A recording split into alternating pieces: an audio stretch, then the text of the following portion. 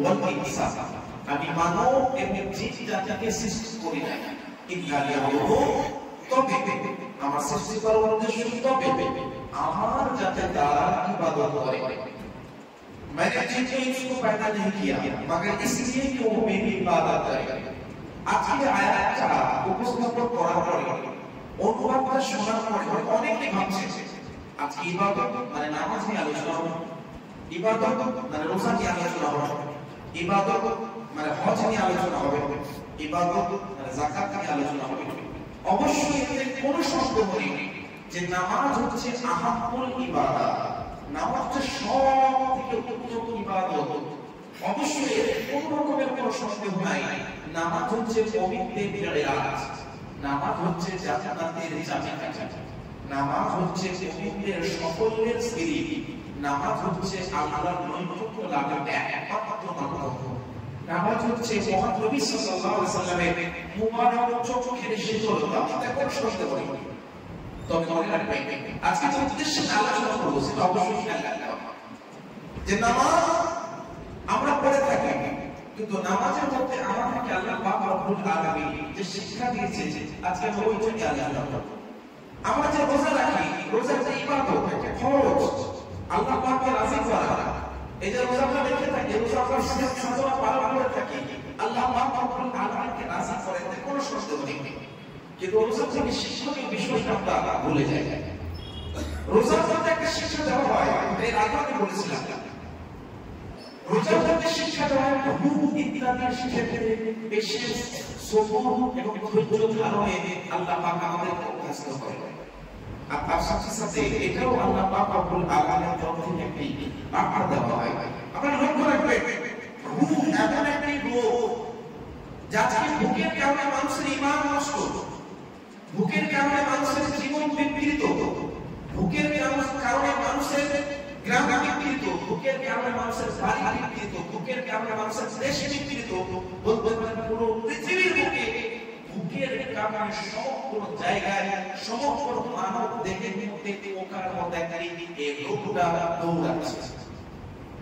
এই ভুককে নিরসন করা বা ভুক থেকে আমাদের আল্লাহ পাক রব্বুল আলামিন শিক্ষা দিয়েছে যে ক্ষুধার্ত অবস্থায় এটা উপলব্ধি করো যে তোমার চতুর্দিকে চারিদিকে পুরো পৃথিবীর মধ্যে যারা একটা ক্ষুধার্ত অবস্থায় আছে তাদের ক্ষুধার্ত মেটাবা বা দূরীকরণের তোমরা চেষ্টা করো, তাহলে কি হবে? কারণ মনে রাখবেন ক্ষুধার্তের কারণে মানুষ ঈমান হারা যায়। কারণ ভুক এমন একটা বিষয়, ভুকের কারণে মানুষ ঈমানকে পর্যন্ত বিক্রি করে দেয়। এটা কেউ বিশ্বাস করো চাই না করো, ইট ইজ রিয়ালিটি 100%। এটা বাস্তব, শতভাগ বাস্তব। তার কারণ হচ্ছে একটাই, খিদের কারণে ভুকের কারণে মানুষ সবকিছুকে বিক্রি করে দিতে প্রস্তুত হয়েছে। আমি সকলের কথা বলছি না, 1% 5% এটা গণনার মধ্যে পড়ে না। 90-95% লোক যদি এই ভুকের কারণে যে বিকৃত হয়ে যায় ওইটাকে কিন্তু আলোচনার মধ্যে রাখা হয়। তো ভুক থেকে আল্লাহ পাক আমাদেরকে একটা শিক্ষা দিয়েছে যে ক্ষুধার্ত অবস্থাতেও তোমরা একটা শিক্ষা নাও। এই শিক্ষা যে ক্ষুধার্তের কারণে যাতে কেউ ঈমান হারা না হয়, ক্ষুধার্তের কারণে যাতে বিকৃত না হয়, তোমাদের মধ্যে যাকে আল্লাহ খুব দৌলত দিয়েছে তারা কি করবে? ক্ষুধার্ত ব্যক্তিদের সহযোগিতা। আপনারা হয়তো অনেকেই জানেন, অনেকে হয়তো অবগতির মধ্যে আছে পুরো পৃথিবীর মধ্যে আমরা প্রায় 5% আমরা মুসলমান, পুরো পৃথিবীর পরিবেশের মধ্যে 25% আমরা মুসলমান জনসংখ্যা। কিন্তু মনে রাখবেন আজকে সার্চার রিপোর্ট শুধুমাত্র আমাদের ভারতের কথা বলতে বলা হয়, সব থেকে নিম্ন থেকে নিম্ন স্তরে সেটা আপনার আর্থিকভাবে হোক, শিক্ষাগতভাবে হোক, সব ক্ষেত্রে কিন্তু আমরা সব থেকে নিম্ন।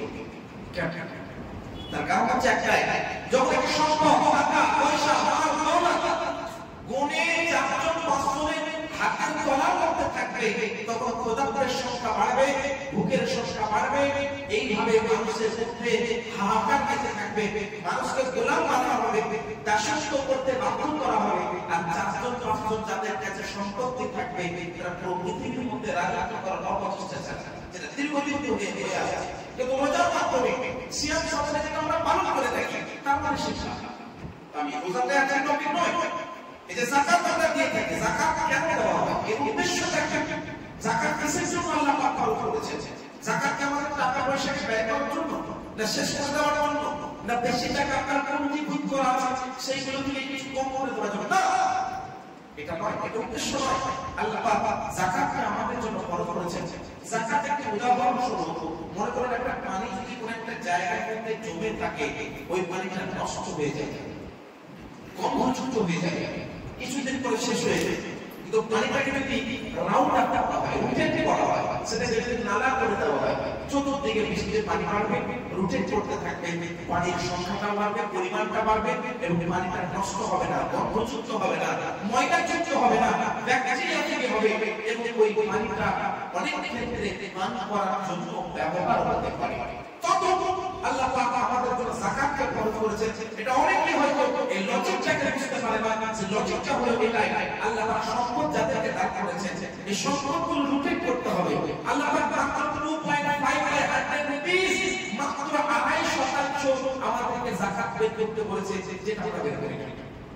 অথচ আমরা উদাহরণ যদি দিই, পৃথিবীর বাসস্ত হলে ভারতে আমরা ডেমোক্রেসি আমাদের রয়েছে, এই আমাদের জমহুরিয়াতে অথবা বলতে পারেন গণতন্ত্রের মাধ্যম দিয়ে আমরা জীবনযাপন করছি আমাদের ভারতে। আমরা ভারত সরকারকে 6 লাখ অর্থাৎ 6 লাখের উপর যাদের সম্পদ আছে তারও আমরা ট্যাক্স দিতে না। কত পার্সেন্ট আপনাদের সকলে জানেন, আমার থেকে বেশি আপনাদের জানা থাকবে, অবশ্যই জানা থাকবে।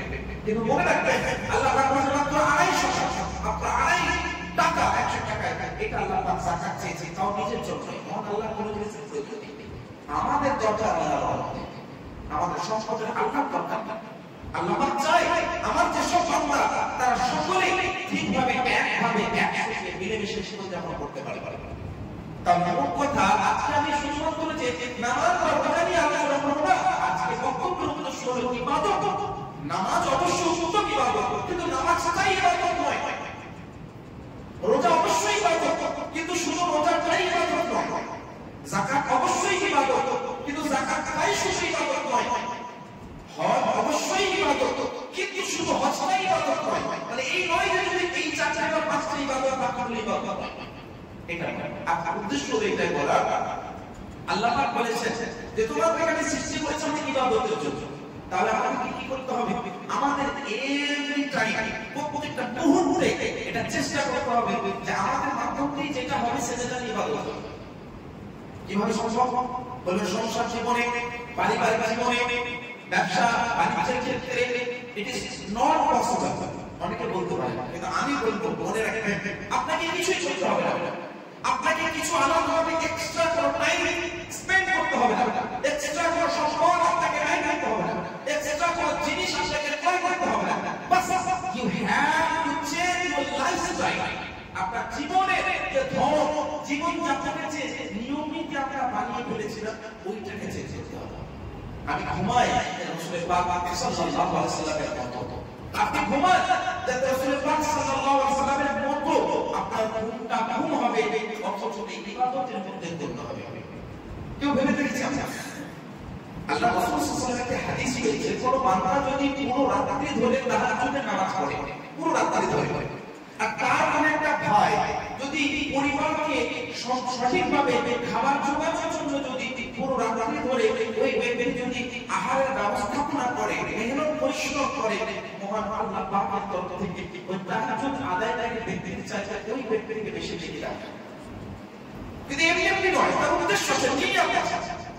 উদ্দেশ্য হচ্ছে কি? আমি সংসার পরিচালনা করছি আল্লাহ রাসূল সাল্লাল্লাহু আলাইহি ওয়াসাল্লামের সুন্নতের উপরে আমল করা। ইসলাম আমাদেরকে শিখিয়েছে কার্যক্রম। আমাদের ঘুমটা রাসূলের পাক সাল্লাল্লাহু আলাইহি ওয়াসাল্লামের ঘুমের মতো হতে হবে। কারণ আমরা ঘুমালে কি হয়? আমাদের ঘুমিয়ে গেলে আমাদের আত্মা পর্যন্ত শুয়ে যায়। আমরা ঘুমিয়ে গেলে নানা ধরনের কল্পনা করে যুক্ত হয়ে যায়। আল্লাহ রাসূল সাল্লাল্লাহু আলাইহি ওয়াসাল্লাম ইরশাদ করেন, তানামু আইনায়া ওয়া লা ইয়ানামু কলবি। আমার চোখগুলো ঘুমায়, আমার অন্তরটা জেগে থাকে। আল্লাহ রাসূল সাল্লাল্লাহু আলাইহি ওয়াসাল্লাম সহিহ বুখারীর হাদিস, মুসনাদ ইমাম আহমদ বিন হাম্বলের হাদিস, আইয়ুকুম মিসলি আয়াতি হাদিস আছে, ইন্নী লাস্তু ফীকুম, ইন্নী লাস্তু ফীকুম, আমি তোমাদের মধ্যে কারোর মতো নই। আমি ইনদা রাব্বি, আমার প্রতিপালকের দরবারে ঘুমাই। কিভাবে? উনি বিছানায় আরাম করছেন, অথচ ওনার সম্পূর্ণ মনোযোগটা মহান আল্লাহর ইবাদতের মধ্যে নিহিত আছে।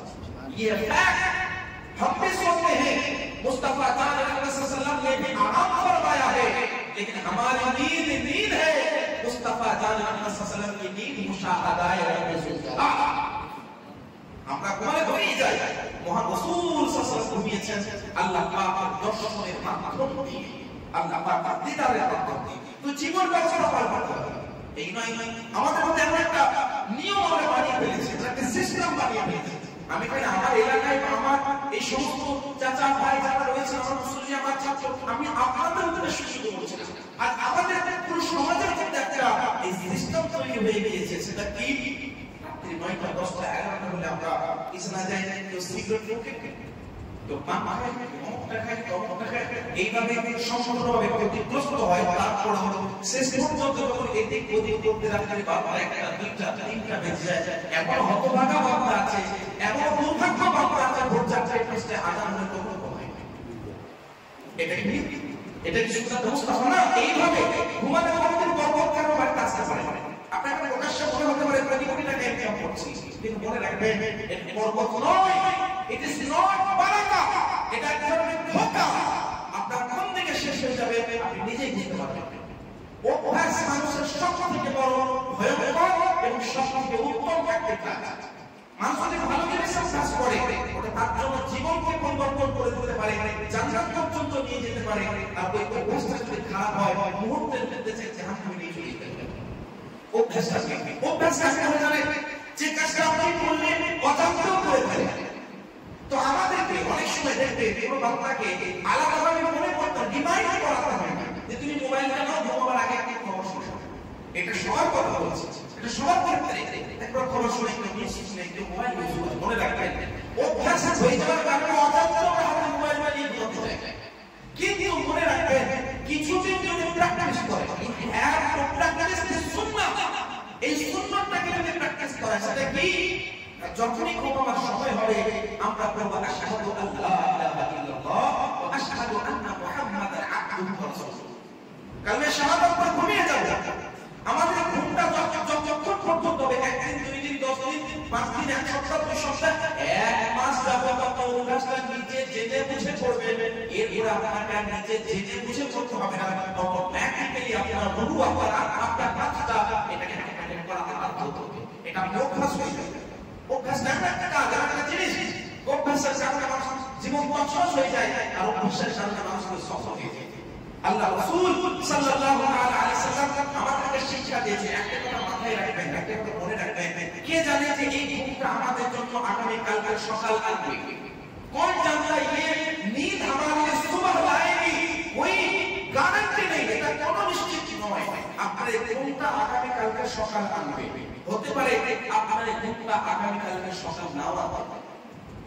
তো যখন কালমে শাহাদাত পড়ে ঘুমাবে, আপনার সকালে যদি সকাল না হয়, আপনার যদি জীবনের সকাল না হয়, আপনার ইন্তেকাল ঘটে, এটা হাদিস শরীফের মধ্যে এসেছে। যখন কবরে ওই ব্যক্তিকে মুনকার নাকির প্রশ্ন করবে, মান রব্বুকা মা রব্বুকে, আপনি প্র্যাকটিস করেছেন, অভ্যাস নিজেকে করে ফেলেছেন জীবন দশায়, ঘুমাবার পূর্বে এবং ঘুম থেকে ওঠার পরে আপনি কালমায়ে শাহাদাত পড়ার একটা অভ্যাস করে নিয়েছেন।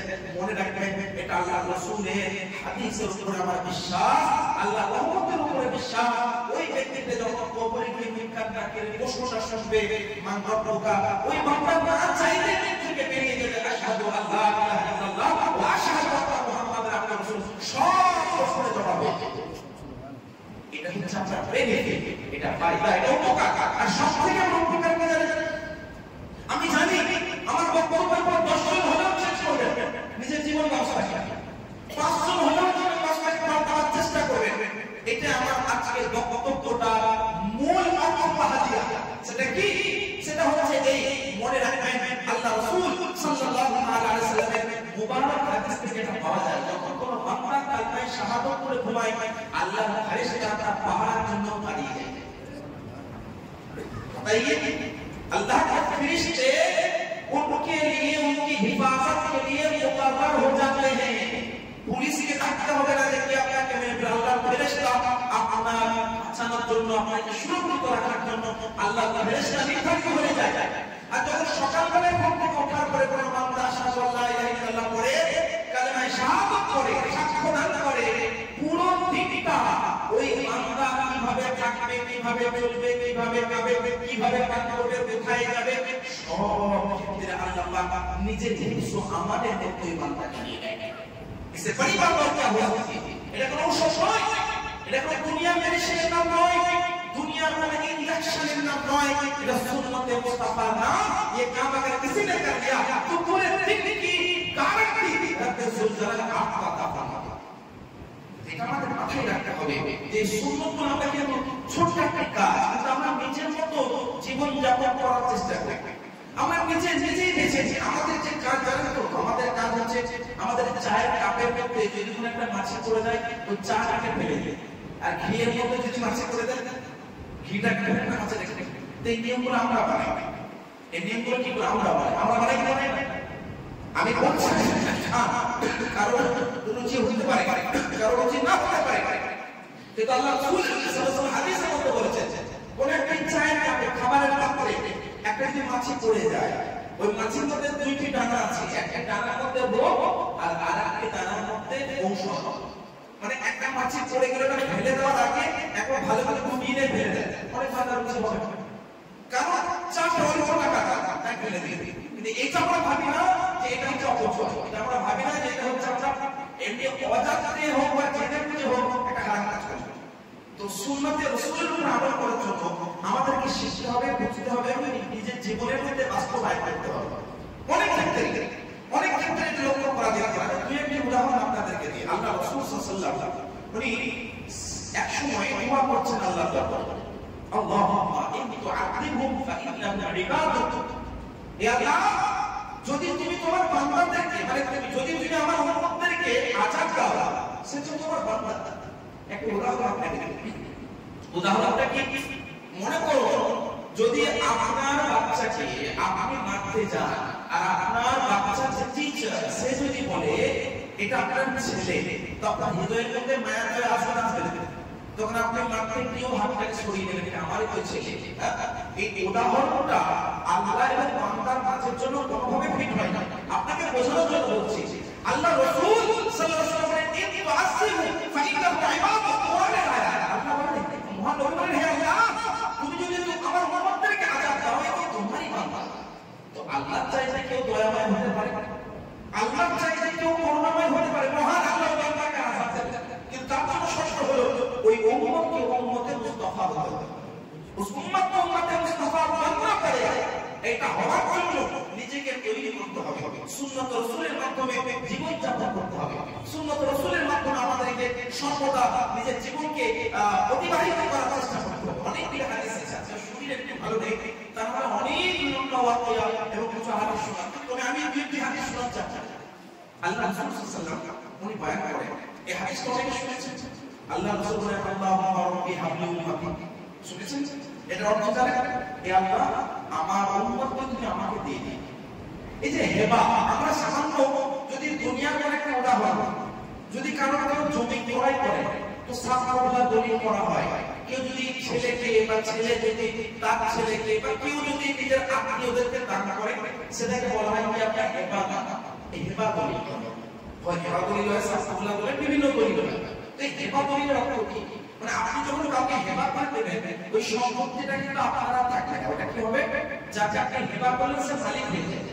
মানে এক কথায় হেবা করা হচ্ছে কাউকে মালিক করে দেওয়া। তো আল্লাহ রাসূলের দুয়ার মধ্যে কতটা হিকমত ভরা, কতটা গভীর অর্থ ভরা, একটু আপনাদেরকে মনোযোগ দিয়ে শুনতে হবে। আল্লাহ রাসূল বলেন, আল্লাহুম্মা, হে আল্লাহ, রব্বি হাবলি উম্মতি, আমার উম্মতের আমাকে মালিক করে দাও। হে আল্লাহ, আমার উম্মতকে আমার মালিক করে দাও, মানে আমি যাকে মালিক হয়ে যায় আমার উম্মতকে, এটা আমাকে দিয়ে দাও। যখন আল্লাহ রাসূল মালিক হয়ে যায়, আল্লাহ বলেছে, নবী তুমি যে যাকে ইচ্ছা, যতটুকু ইচ্ছা জান্নাত দিয়ে দিও। এই দোয়ার মধ্যে হিকমত বুঝতে পারলে না তাহলে अल्लाह रसूल ने फरमाया कि मेरी उम्मत को बख्श, ये भी फरमाया है, लेकिन ये भी फरमाया है अल्लाह मुझे हिबा कर दे मेरी उम्मत। जब हिबा कर दिया जाएगा तो अल्लाह पाया कि ये फरमाएगा, ए महबूब, मैंने आपको उम्मत को आपको दे दिया, आपको दे दिया, आप जिसे चाहे जितनों को चाहे जन्नत ले जाइए। इन्हें अल्लाह रसूल हदीस रखते हो। और एक हदीस, अल्लाहुम्मा रहम उम्मती, अल्लाह उम्मत के माफ दया करो, अल्लाहुम्मा माफ़िर उम्मती, और उम्मत के तौबा একটি চমৎকার দোয়া যে সহিহুল বুখারীর মধ্যে আছে। একটি উদাহরণ দিই, আল্লাহ রাসূল একবার দোয়া করবেন, আল্লাহুম্মা উম্মতি, আল্লাহুম্মা উম্মতি, আল্লাহুম্মা উম্মতি, ইয়া আল্লাহ আমার উম্মত, ইয়া আল্লাহ আমার উম্মত, ইয়া আল্লাহ আমার উম্মত। কি আমার উম্মত কি এটা বলেন? এখানে কোনো সম্পূর্ণ বাক্য নেই, সম্পূর্ণ সেন্টেন্স নেই। আল্লাহ রাসূল খালি বলবেন ইয়া আল্লাহ আমার উম্মত। উদাহরণ আপনাকে দিই, যখন কোনো বাচ্চা জ্বর হবে, তার মা হোক তার বাবা হোক বলবে আমার বাচ্চা জ্বর হয়েছে। কোনো বাচ্চার যদি পায়ে কোনো এক জায়গায় ব্যথা হয়, বলে আমার বাচ্চার পায়ে ব্যথা হচ্ছে, পায়ে ব্যথার একটা ঔষধ দাও, জ্বর হয়েছে জ্বরের ঔষধ দাও। কিন্তু বাচ্চা যখন মরবে, মরমর হয়ে গেছে, মনে হচ্ছে আর বাঁচবে না, তখন মা বাবা বলবেন না হাতের ওষুধ দাও, পায়ের ওষুধ দাও, গলার ওষুধ দাও, মাথার ওষুধ দাও, জ্বরের ওষুধ দাও। মা আমার বাচ্চা, আমার বাচ্চা, আমার বাচ্চা, डॉक्टर मेरा बच्चा, मेरा बच्चा, मैंने किसी भी तरह मेरे बच्चे को बचा लिया। অনুরূপ ভাবে কয়া রাসূল দোয়া করবেন, আল্লাহুম্মা উম্মতি, আল্লাহুম্মা উম্মতি, এ আল্লাহ মেরি উম্মত, আল্লাহ আমার উম্মত, আমার উম্মত করে আল্লাহ আমার উম্মত মরে যাচ্ছে, জাহান্নামে চলে যাবে, খোদা আমার উম্মতকে তুমি আমায় দিও। দোয়া করো, এই দোয়ার মধ্যে হিকমত ভরা। আল্লাহ রাসূল এইভাবে দোয়া করবেন, এইভাবে দোয়া করবেন নিজের উম্মতের জন্য। কিন্তু দোয়াতে কারা কারা শামিল হবে এইটা সবথেকে বড় কথা।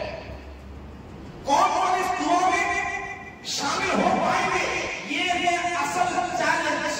क्या वाकई हम उस दुआ में शामिल हो सकते हैं? আসলে কি আমরা ওই দুয়ার অন্তর্ভুক্ত হতে পারবো? হ্যাঁ, যদি আমরা রাসূল পাকের সুন্নতকে নিজের জীবনের মধ্যে বাস্তবায়ন করতে পারি, রাসূল পাকের সুন্নতকে নিজের জীবনের মধ্যে আনতে পারি। আমরাও খাই, রাসূল পাক খেয়েছেন, কিন্তু আমাদের খাবার রাসূল পাকের খাবার পর হচ্ছে। You have to look at it. আপনাকে দেখতে হবে। আমরা হাঁটি, আমাদের হাঁটাটা কি রাসূল পাকের মতো হাঁটা হচ্ছে? এটা হলো মুরাক্কাব। অথচ মক্কার কাফির যারা মুশরিক ছিল, তারা কি বলেছিল জানেন? মালি হাদা রাসূল ইয়াকুলু তাআম ইয়ামশি আফওয়া, এবার কি আপনার রাসূল যে আমাদের মতোই বাজার চলাফেরা করছে, আমাদের মতোই খাওয়া দাওয়া করছে। বলে রাসূলের উপর একটা খুঁত ধরছিল মক্কার কাফির মুশরিকরা, কিন্তু তবুও রাসূল পাক দিয়েছেন যাতে আমার উম্মতরা হাঁটাটা শিখে যায়, যাতে আমার উম্মতরা চলাটা শিখে যায়, যাতে আমার উম্মতরা খাওয়াটা শিখে যায়, যাতে আমার উম্মতরা বাজারে গেলে কিভাবে চলতে সেটা শিখে যায়। यानी तरीका जिंदगी रसूल मुस्तफा ने हमें अता किया, ये रसूल पाक को जरूरत नहीं है।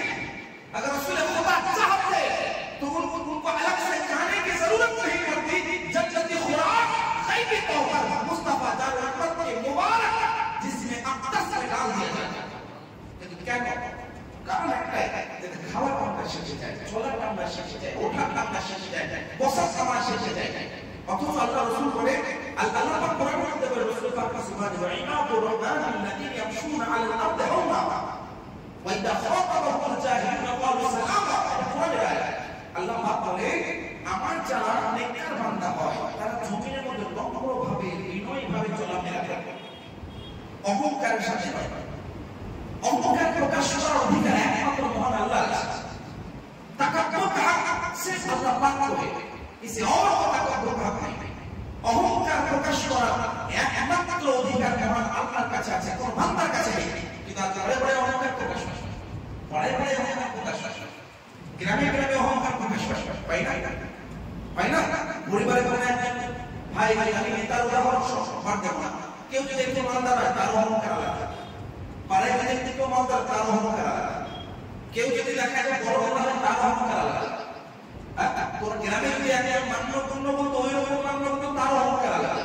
তো অহংকার সব জায়গায় আছে না, কিন্তু এইটা হচ্ছে জঘন্যতম একটি কাজ, জঘন্যতম একটি পাপ। সেই জন্য আমাদের এইগুলোকে বিলুপ্ত করে দিয়ে রাসূল পাকের সুন্নত ধারা দিয়ে, সুন্নতি ধারা দিয়ে আমাদের বইতে হবে। রাসূল পাকের সুন্নতের মাধ্যম দিয়ে আমাদের জীবন যাপন করতে হবে। এই হচ্ছে আসল সুন্নত। আমি দুইটি উদাহরণ আর আপনাদেরকে দিই। আল্লাহ রাসূলের দরবারে একবার খবর এলো যে একজন ইহুদি ব্যক্তি এসেছে, কিন্তু ওই বান্দা যে খুব ক্ষুধার্ত আছে এটা রাসূল বুঝে নিলেন। উনি প্রকাশ করলেন না, কিন্তু আল্লাহ রাসূল বুঝে গেলেন। আল্লাহ রাসূল বললেন, আমার বেটি ফাতিমা জাহরা বাড়িতে নিয়ে যাও। বেটি ফাতিমা জাহরা রাদিয়াল্লাহু আনহা বাড়িতে যখন নিয়ে যাওয়া হলো, বেটি ফাতিমা জাহরা রাদিয়াল্লাহু তাআলা আনহা শৌরে আজিজ রওনায়ে কায়নাতকে বলেন, আমার যে হৃদয়ে ফাতিমি আল্লাহ রাসূলের যে মুবারক আলী কামলি ওয়ালি রাসূল চাদর ছিল, মা ফাতিমা জাহরা মত হৃদয় ছিল, হৃদয় চাদর মুবারক। উনি চাচা মুবারক দিয়ে বললেন, এটা বিক্রি করে দিয়ে কিছু খাবার ব্যবস্থা করব। ওই ইহুদি ব্যক্তি কি বলেছিল জানেন? मैंने सुना था कि ज़हरा मक़बूल बिन्त मुस्तफ़ा के घर में मौला कायनात के दर में ऐसा देखा जाएगा कि वो भूखा रहेगा लेकिन दूसरों को खिलाएगा। তারা ক্ষুধার্ত থাকবে কিন্তু অপরকে খাওয়াবে। এটা আমি শুনেছিলাম রাসূল পাকের খানদান সম্পর্কে। আজকে এই কলমায়ে শাহাদাত ইসলাম গ্রহণ করছে। সঙ্গে সঙ্গে ওই ইহুদি ইসলাম গ্রহণ করেছে। আর অবাক করার একটা বিষয় আপনাদেরকে শোনাই, কে বলে কারবালার ঘটনা শুনেছেন? মৌলা কায়নাত রাদিয়াল্লাহু তাআলা আনহু যে তিন নিক্ষেপ করা হয়েছে, যে তিন নিক্ষেপ করার পর উনি যখন হয়েছে তার নামে শাহাদাত হয়েছে। তো যখন করার পরে যে ব্যক্তি তিন নিক্ষেপ করেছিল বা শহীদ করেছিল ওই ব্যক্তিকে সামনে রাখা হলো। মৌলা কায়নাত রাদিয়াল্লাহু আনহু পানি চাই না, তো ওনাকে একটা শরবত দেওয়া হলো, একটা গ্লাস। मौला कायनात रज़ियल्लाहु ताला उन्हीं बने शरबत से मक़तूल को पिलाते हो, जो कातिल है जो जालिम है उसे भी तो प्यास लग सकता है, उसे भी शरबत पिलाओ। तो ये जालिम कातिल शरबत पान कर ले। मौला कायनात बोले अगर ये बंदा आज शरबत मेरे हाथ से पी लेता तो मुस्तफा जन्नत के दस्ते मुबारक से हौज़े कौसर से आएगा। যদি সাহাবীদের আদর্শ দেখেন, যে ব্যক্তিটা ওনাকে হত্যা করার জন্য, শহীদ করার জন্য, কতল করার জন্য খণ্ডন করলো, তীর নিক্ষেপ করলো, কিন্তু উনি বলেন मैं प्यासा हूं, क्या यही हक है जो जिससे मेरे ऊपर हमला किया वो भी तो प्यासा हो सकता है, उसका नफ्स प्यासा हो सकता है, उसे भी पिलाओ। এটা হচ্ছে সাহাবাদের আদর্শ, এটা হচ্ছে সাহাবায়ে কেরামের জীবন ব্যবস্থা। ভাই পাশের বাড়িতে না পাক করার কোনো জিনিস পাই না ইফতারের সময়, একটা হলো কলা জোগাড় মতো টাকা নেই, একটা খেজুর জোগাড় মতো টাকা নেই, কিন্তু প্রত্যেকটা মুখ অবজার্ভ করছে। এটা হয় না বাস্তব? अपना भाई बगल में वो किसी बुनियाद पर या हुकूमत की बुनियाद पर जाहिर नहीं कर रहा है, एक गिलास शरबत पीने की औकात उसके पास वो पैसा नहीं है, लेकिन बगल में उसी का भाई रोजा रुआ साफ हो रहा है। এটা হয় না বাস্তব? কিন্তু এটা সুন্নাত রাসূলুল্লাহ, এটা সুন্নাত মুস্তাফা নয়। আল্লাহ রাসূল এটাও বলেছেন খায়রুকুম লিজারি, তোমাদের মধ্যে উত্তম বান্দা আসলে সেই ব্যক্তি হবে যে নিজের প্রতিবেশীর জন্য ভালো হবে। ভাই বোনের আগে প্রতিবেশীর জন্য এরকম আদর্শ গ্রহণ করার কথা আল্লাহ রাসূল আমাদেরকে দান করেছেন। একজন যুবক ব্যক্তি আল্লাহ রাসূলের দরবারে একজন যুবক ব্যক্তির সম্পর্কে খবর এলো, যেটা অমুসলিম ছিল। আল্লাহ রাসূল সাল্লাল্লাহু আলাইহি ওয়াসাল্লামের খবর নিয়ে ওই বান্দা মরে যাচ্ছে, না বিমার অবস্থায় আছে। আল্লাহ রাসূল চলে ইয়াদত করতে যায়। আল্লাহ রাসূল ইয়াদত করতে গেলেন, দেখতে গেলেন, দেখতে গিয়ে যাওয়ার পরে আল্লাহ রাসূল সাল্লাল্লাহু আলাইহি ওয়াসাল্লাম ওই বিমার ব্যক্তি নওজওয়ানের মাথার মধ্যে যখন হাত দেয়, ওই নওজওয়ান তখন বলে আমি শুনেছিলাম যে মুহাম্মদ নবী সাল্লাল্লাহু আলাইহি ওয়াসাল্লামের আদর্শ এরকম হবে। আচ্ছা ইয়া মুহাম্মদ সাল্লাল্লাহু আলাইহি ওয়াসাল্লাম, আজকে যদি আমি আপনার কলমা পড়ে নিই আমাকে আল্লাহ জান্নাত থেকে মাফ করে দিবে? আল্লাহ রাসূল বলে হ্যাঁ মাফ করে দিবে। সঙ্গে সঙ্গে যুবক বান্দা বললেন যে হুজুর ইয়া রাসূলুল্লাহ, আমার মুখের মধ্যে এই মুহূর্তে ক্ষমতা নেই, হাতটা বাড়ানোর মতো ক্ষমতা নেই, আপনার মুবারক কদমটা আমার মুখের সামনে দিয়ে আমি চুম্বন করে নেব।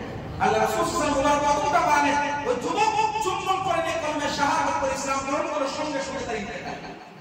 আর একটা নওজওয়ানের কথা আছে যেটা আমার আসল উদ্দেশ্য, সেই ব্যক্তির জন্য সে এবং মুসলমান ইহুদি বা মুসলিম নয়, ইন্তেকাল করার মুহূর্তে পৌঁছে গেছে। আল্লাহ রাসূল সাল্লাল্লাহু আলাইহি ওয়াসাল্লাম ডাকা, আল্লাহ রাসূল দেখতে গেলেন, আল্লাহ রাসূল কলমা পড়া, কলমা মুখ থেকে বের হয়েছে। সাহাবায়ে কেরাম বলছে ইয়া রাসূলুল্লাহ আর আগে বুলাवे पर आपके पुकारने पर कंकर पत्थर भी अपना मुंह निकाल के कलमे शहादत पढ़ देता है, ये नौजवान को नहीं पढ़ पा रहा।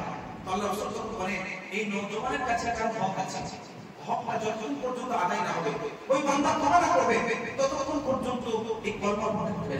ডাকা বললেন এই ব্যক্তি এই ইয়াতিম ছিল, তাকে লালন পালন করে তার বাবা মা মানে তার পাতানো বাবা মা, পালিত বাবা মা বা পালিত সন্তানের যারা বাবা মা, তারা তাকে বড় করে পড়ালেখা করিয়ে তাকে শিক্ষিত করিয়ে তাকে মানুষের মতো মানুষ করিয়ে তাকে বড় করিয়েছে। পরবর্তীতে তার স্ত্রীর কথা শুনে উত্তর বস্তু তার পিতা মাতাকে এক মুহূর্তের জন্য দেখতে না, তখন আল্লাহ রাসূল সাল্লাল্লাহু আলাইহি ওয়াসাল্লাম বলেন এই জন্য এই বান্দা কলমা পড়তে হচ্ছে।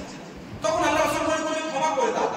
তার মা বাবাকে বললেন, আল্লাহ রাসূল সাল্লাল্লাহু আলাইহি ওয়াসাল্লামের কথা শুনে উনি যদিও ক্ষমা করতে যাচ্ছিলেন, তখন আল্লাহ রাসূল এক জায়গায় আগুন জ্বালালো, এক জায়গায় আগুন জ্বলিয়ে বললেন এই বাচ্চাটাকে আগুনের মধ্যে ফেলে দিয়েছে। তাহলে তখন তার মা বাবা বলেন না এই কষ্ট আমি সহ্য করতে পারবো না। আল্লাহ রাসূল বলেন এই কষ্ট যদি তুমি দিতে না চাও বাচ্চাকে, জাহান্নামের আগুন এর 70,000 গুণ বেশি। সঙ্গে সঙ্গে তার বাবা ক্ষমা করলো, সে কলমা শাহাদাত করে মুসলমান হলো। মুসলমান ছিল কলমা শাহাদাত করে ইন্তেকাল। তো বিষয়বস্তু হলো এটা, এখান থেকে অনেকগুলো শিক্ষা পাওয়া যায়। সেটা হচ্ছে